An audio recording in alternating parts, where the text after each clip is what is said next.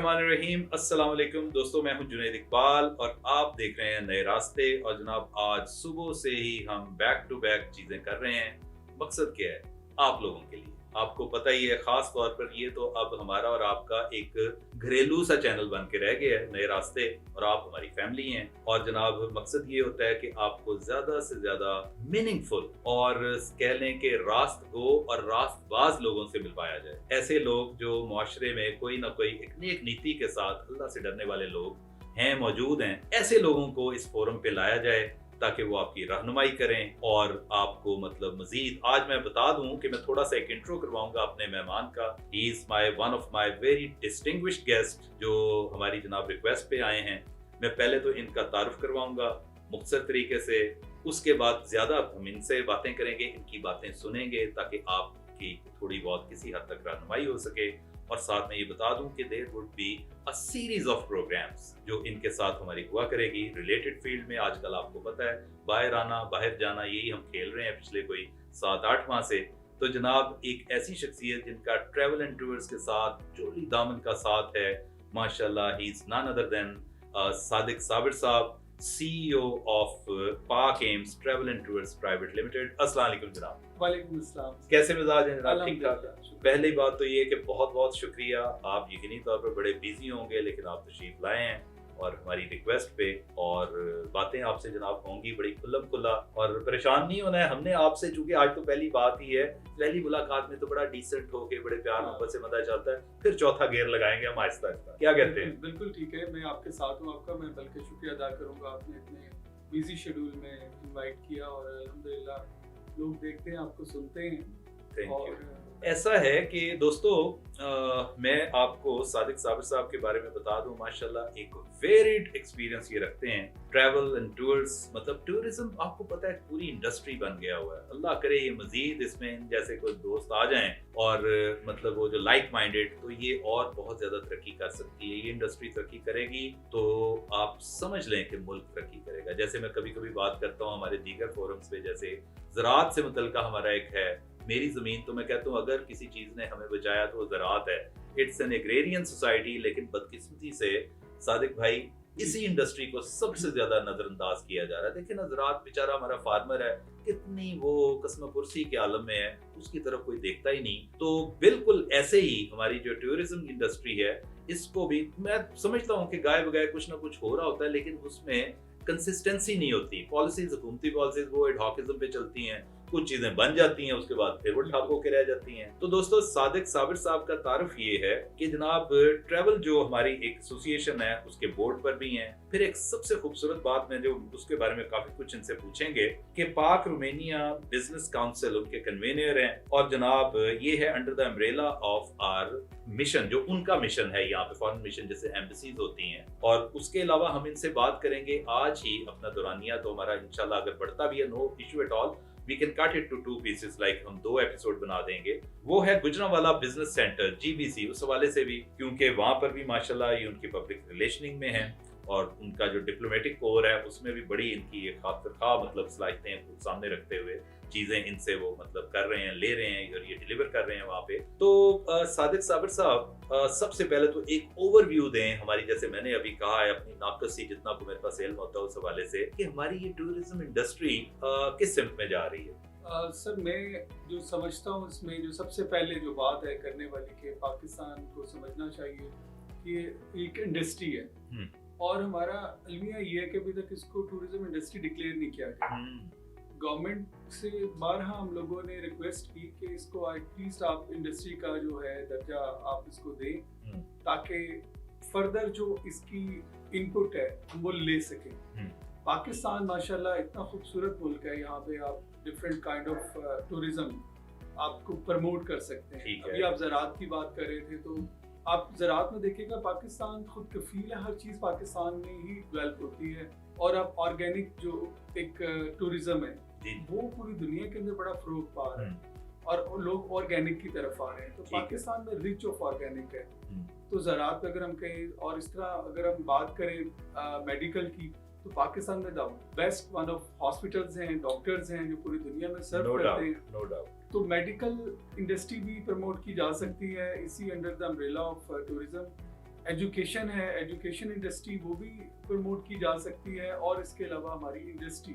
तो B2B business को मैं सिर्फ टूरिज्म को सिर्फ सैरो सियाहत का नाम नहीं दूंगा, मैं इसे कहूँगा एक पूरी एक इंडस्ट्री है। इस इंडस्ट्री में तमाम जितने भी पाकिस्तान के बिजनेसेस हैं वो इसमें आते हैं। इसकी सबसे बड़ी एग्जांपल ये है, जब हम लोग मरी जाते हैं, सैरो सियाहत के लिए जाते हैं, सिर्फ हम सैरो सियाहत नहीं करते, वहाँ पे होटल्स में स्टे करते हैं, ट्रांसपोर्टेशन वहाँ की यूज कर रहे होते हैं, फूड एंजॉय कर रहे होते हैं, और इसके अलावा जो है फिर वहाँ की जो सौगात है वो ले रहे होते हैं, कपड़े खरीद रहे होते हैं। Very right. और इस तरह की चीजें जो है वहाँ पे आप देखें कि अब पहले क्या था मरी का, और आप देखें कि इस इंडस्ट्री की वजह से उनकी जो क्वालिटी ऑफ लाइफ है कितनी इंप्रूव कर गई है। तो इसी तरह अगर हम गवर्नमेंट इसको अगर इंडस्ट्री डिक्लेयर करती है तो पूरे पाकिस्तान की इंशाल्लाह ताला जो माशी हालत है बेहतर हो जाएगी इंशाल्लाह। बहुत अच्छी बात है। अच्छा सादिक साहब ये बताइए कि हम पहले जो इंट्रो में भी मैंने जिक्र किया GBC का, गुजरांवाला बिजनेस सेंटर का, हम बड़ा सुन रहे हैं, ये बड़ा एक मैं समझता हूँ ग्रोइंग एक इदारा है।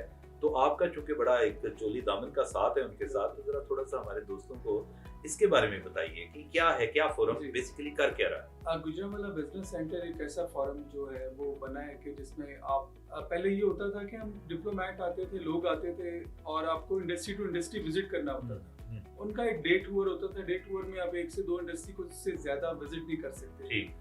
तो हमारे जो चेयरमैन अहमद लोन साहब, उन्होंने इस विजन को आगे लेकर गए कि वो एक दिन वन रूफ तमाम इंडस्ट्रीज जो वहाँ की मैन्युफैक्चरिंग इंडस्ट्रीज हैं उसको एक छत के नीचे जो है डिस्प्ले किया जाए। और वो डिस्प्ले कोई सिर्फ चंद दिनों के लिए नहीं था, वो पूरा ईयर के लिए और एक permanent display centre, permanent display centre है, और 128 के करीब जो कंपनीज हैं वो वहाँ पे उनके डिस्प्लेज लगे। आई सी, बहुत खूब माशाल्लाह। और आप मतलब वहाँ पे एक कह लें कि पब्लिक रिलेशनिंग के एतबार से वहाँ पे चलते हैं, मामलात करते हैं, ठीक हो गया। अच्छा, अभी हमने जिक्र किया था प्रोग्राम से पहले नाजरीन, चूंकि ट्रैवल एंड टूर्स वो इंडस्ट्री है इनका, उससे पहले मेरा ख्याल मुझे एक और सवाल मेरे ज़हन में आ गया है, पाक एम्स, ये आपको आइडिया, एक मैं समझता हूँ कि वो एक ट्रेडिशनल सा सवाल है कि कैसे आइडिया आया कि जनाब ये दोस्तों को फैसिलिटेट करना, बाहर भिजवाना, तो वो किसी भी उसमें फील्ड में हो, जैसे कि आप बता रहे हैं कि आपने एक कंसल्टेंसी भी है, फिर साथ में और भी दीगर के साथ जुड़ी हुई चीज़ें हैं, तो ये कैसे आया आइडिया, और अब तक, और कितना पुराना है ये इदारा आपका, और कितने को लोगों को आप अब तक फैसिलिटेट कर चुके हैं? मैंने जब आफ्टर कंप्लीट माय स्टडीज, तो मैंने कोई बिजनेस स्टार्ट, मेरे पास 2 ऑप्शन थे। अच्छा। एक ऑप्शन ये थी कि मैं फादर का जो बिजनेस है उन्हीं के साथ ही एसोसिएट हो जाऊं, ठीक, या मैं कुछ खुद से नया करूं। तो क्योंकि मेरे जहन में ये था कि मैं खुद से कुछ करना चाहता हूं, तो एंटरप्रेन्योरशिप के ऊपर मैंने ये जो बिजनेस है स्टार्ट किया। ठीक। अच्छा, स्टार्ट में क्योंकि वो कुछ अपॉर्चुनिटीज मेरे पास थी, जिसमें जैसे ऑफिस मेरे पास अवेलेबल था, और इसमें मुझे इतना कुछ सरमाया भी नहीं चाहिए था, तो बड़ी एक मिनिमम इन्वेस्टमेंट के साथ मैंने ये बिजनेस स्टार्ट किया।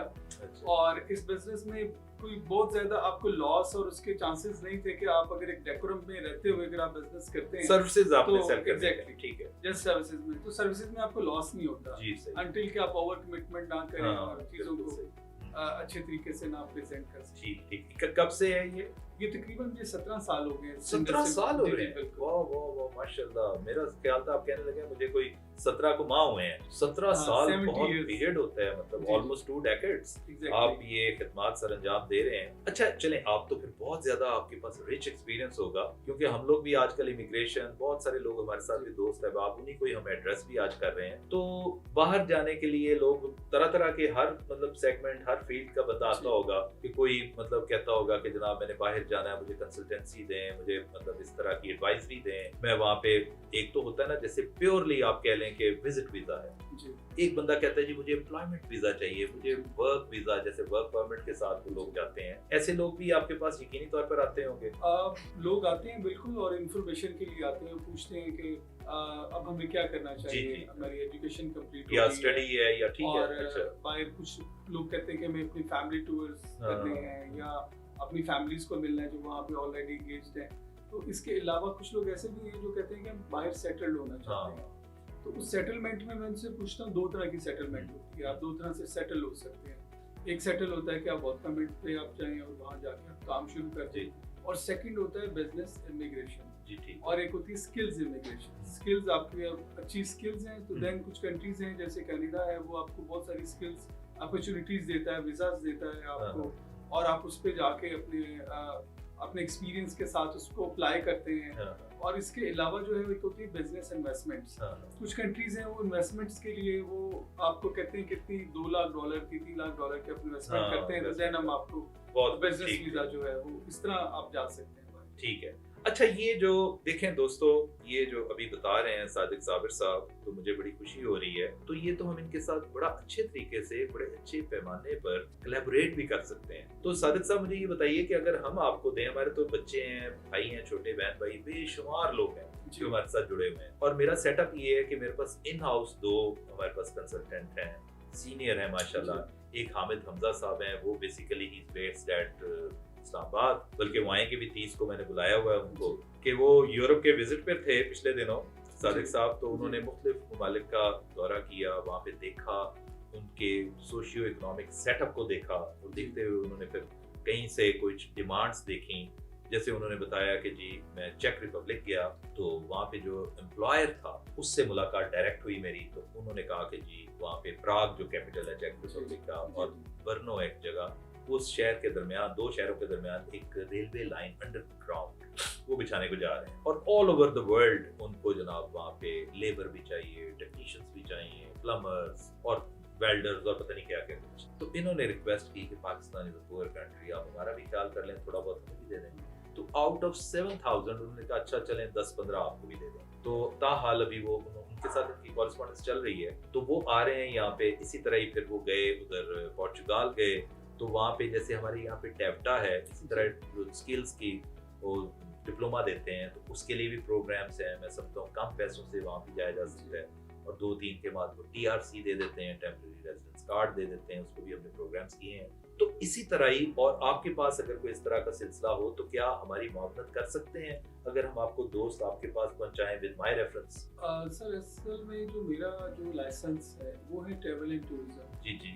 और जब अगर एम्प्लॉयमेंट की बात की जाए तो एम्प्लॉयमेंट के लिए आपको एक और लाइसेंस होता है, वो ओवरसीज। अच्छा जी। वो एक अलग लाइसेंस है, वो फिर उसके लिए मैं दूसरा लाइसेंस लेना होगा। अच्छा जी। लेकिन मैं आपको वर्बली गाइड तो कर सकता हूँ डॉक्यूमेंट्स के लिहाज से। That's what we do. लेकिन हम एडवाइजरी जरूर दें, कंसल्टेंसी दें कि भैया इस तरीके से करके आप अपना प्रोफाइल बनाएं, आप ये चीज करें, झूठ मत बोलें, और उसकी तो गाइडेंस और साथ तो वो ग्रूमिंग भी करनी होती है अपने दोस्तों की। ये हम भी यहाँ पे कर रहे हैं, तो बड़ी अच्छी बात है। इस तरह का अगर आप भी करें, हमारा थोड़ा सा ऑफलोड हम हो जाएंगे, क्योंकि हमारे पास बेशुमार लोग हैं। तो और फ्रॉड से बचने के लिए भी यहाँ पे लोग, मुझे तो डेली बेसिस पे लोग कह रहे होते जी हमारे पास 10 लाख का फ्रॉड हो गया, 50 लाख, 20 लाख, 30 लाख लोग लेके भाग जाते हैं। अल्लाह की मार आए ऐसे लोगों को, तो उसको भी हमने मिल के इरेडिकेट करना है, इस नासूर को माशरे में जो इस वक्त प्रिवेलेंट है। तो खैर, जैसे मैंने अभी पहले बात की आपसे कि हम सीरीज करेंगे ना,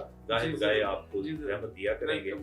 आप आए पाक एम्स के जनाब छत्र छाया तले, जो जो कुछ चीजें कर रहे हैं, मकसद क्या है, लोगों की खिदमत कर सकें, लोगों के काम आ सकें।